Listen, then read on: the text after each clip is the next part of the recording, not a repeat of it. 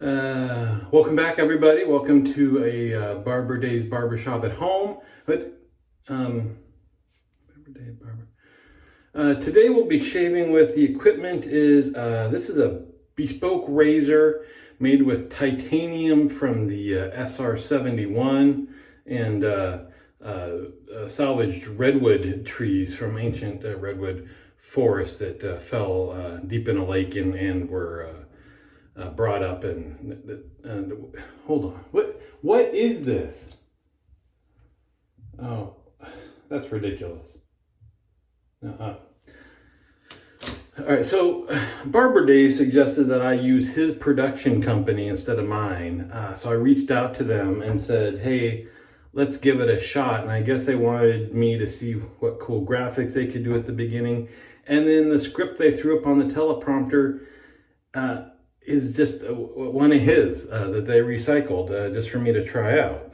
So they said just keep going. So the soap is imported from Antarctica, made out of whale sebium from their whiskey. This is ridiculous. No, take it off the teleprompter. All right, we'll just wing it. That's ridiculous, Dave. I couldn't even afford the cameraman's personal assistant salary for Dave's production team is out of my league. So I'll just have to stick with what I got, and we'll just go from there. You saw what I was using. It was just my Shavette cheapie. I think it just looks cool. Works beautifully for me. It has a Wizamet blade. This is the second shave on this side of the blade. I put it in. It's just a full DE blade in here. So I'll put it in, shave twice, flip it over. Shave twice, repeat. Lather and repeat. And the soap, Tobbs, Taylor of Old Bond Street, Eton College. This is back in the days when people traveled for work. My wife went to New York and was fairly close to Pasteur's. And I mentioned it, and see there's a little Pasteur's price tag on there. So she made a stop, and that's like the mecca of shaving software. But it's tough to have anybody buy something for you, because you'd spend an hour going through smelling the stuff yourself, but how do you tell somebody else to, unless you knew something you wanted.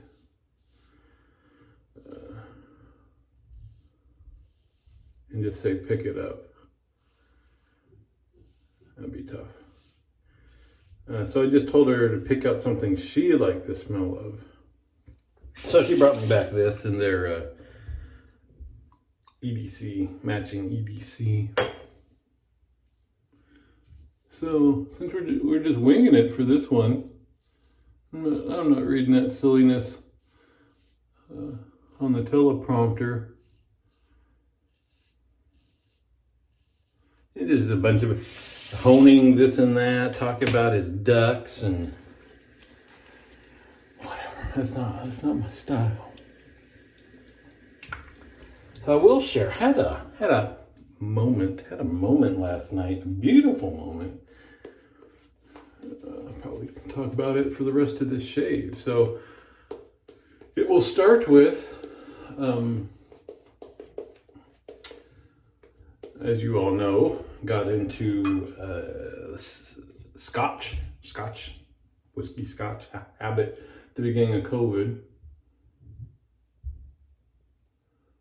And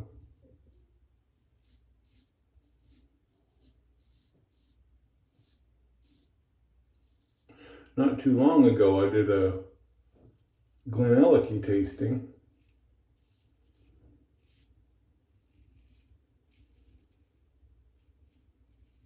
So I'm trying to avoid more racing stripes on my face. And found the cask strength that we tasted was amazing. It was, and I guess every year, maybe, I don't know if it's every year, but they put out different series, and we tasted series 3, and they said series 5, which is out, and series 6, which is coming out, are even better. So through 2 different stores, and I got confused in my head which one we had tasted. But I bought series 2, not series 3, but I've heard that they're similar. And then I did get series 5.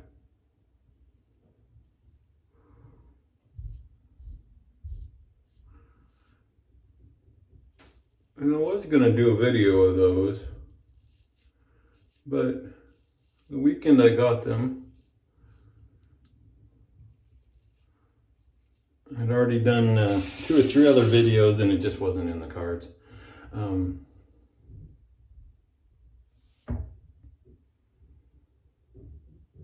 What am I? Oh no, this is okay. This is past 2. I was like, I'm already on past.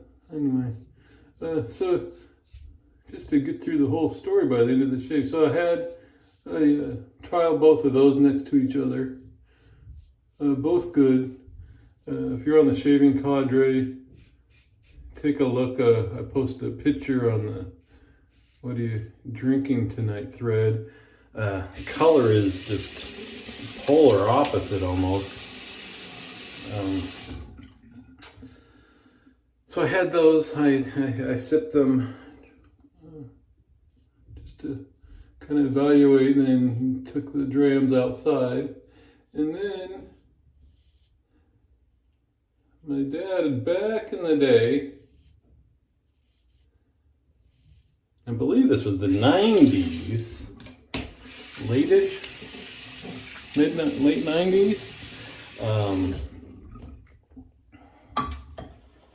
Yeah, had to have been then.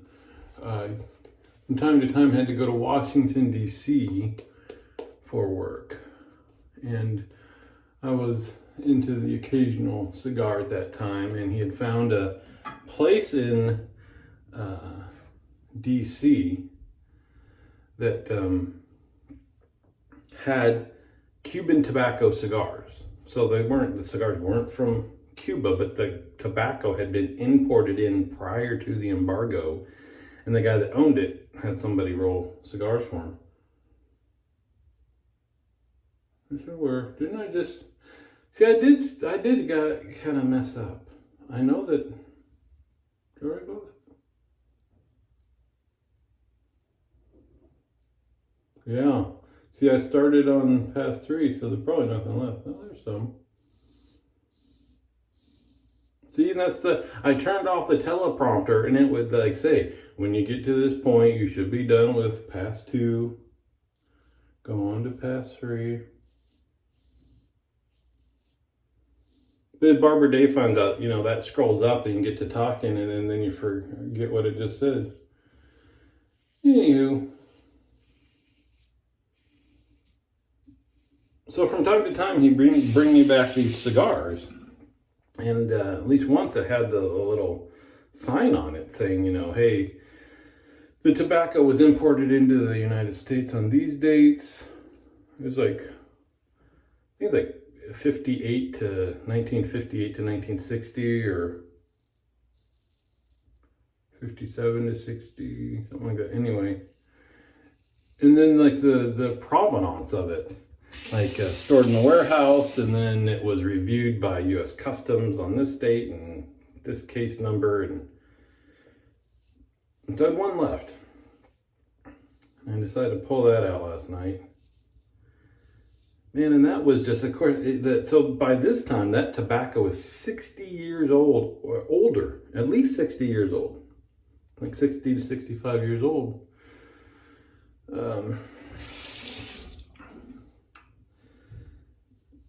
And then it was just a beautiful night. It's been kind of chilly at night, so when I've gone out, I've had to turn on our little gas fire pit, but not last night. It was warmer for some reason. Even though it was like, it was kind of gray and gloomy looking most of the day. No wind. And the clouds just looked fake. It looked like, if you go to Disneyland, I think in Toontown and Cars Land, they've got the backdrops up high enough that if you're close enough to the buildings, like the sky and stuff you see is the backdrop sky. It's fake painted. And that's exactly what it looked like, because the actual sky itself was kind of one color that kind of shaded from one side to the other a little bit, but completely, smooth looking. And then the clouds were just kind of lit almost in a surreal way. It's a late sunset and looked like they were just kind of painted on there, and there's no wind or anything, so they weren't moving. And so anyway, again, just kind of one of those cool moments, as I mentioned before, you sit and think about everything that's come together right in that moment, and especially with those cigars where, if it was imported, it had to have been grown and picked years before then, right? So grown in the 50s in Cuba, and then somebody picked it and sorted it and aged it, and it got moved around and warehoused for decades, and then rolled into cigars, and then basically got aged longer by myself, another 30 years, and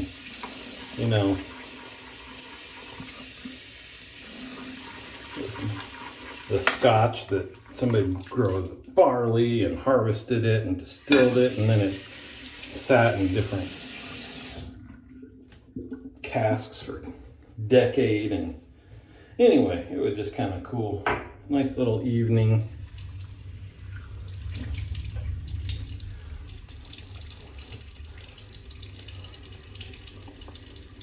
I don't know. What do you think? I think I'm just going to have to stick with my production company. I mean, I think the rigging, the lighting, makeup, hair, that's all I can afford, Dave. Man, have you seen the credits on his videos? It's like it's got the videographer's assistant, driver to Barber Dave, craft service. It's a little insane. That's all right.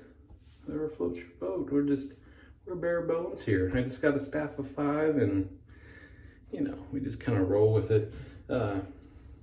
Use a Thayer's lemon. Always. Nivea 2-in-1 whenever possible. Beautiful stuff. I don't know. I just got stuck on it. This kind of, if you got a little something here and there, it's going to poof, light you up, but then it seals everything nice and tight, nice and beautiful. So that's about it. We did the alum, there's lemon, Nivea 2-in-1.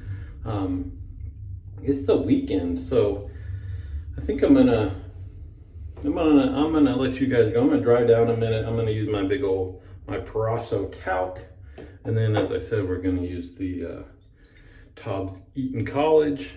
Hope you're all having a good weekend. See you on the forums.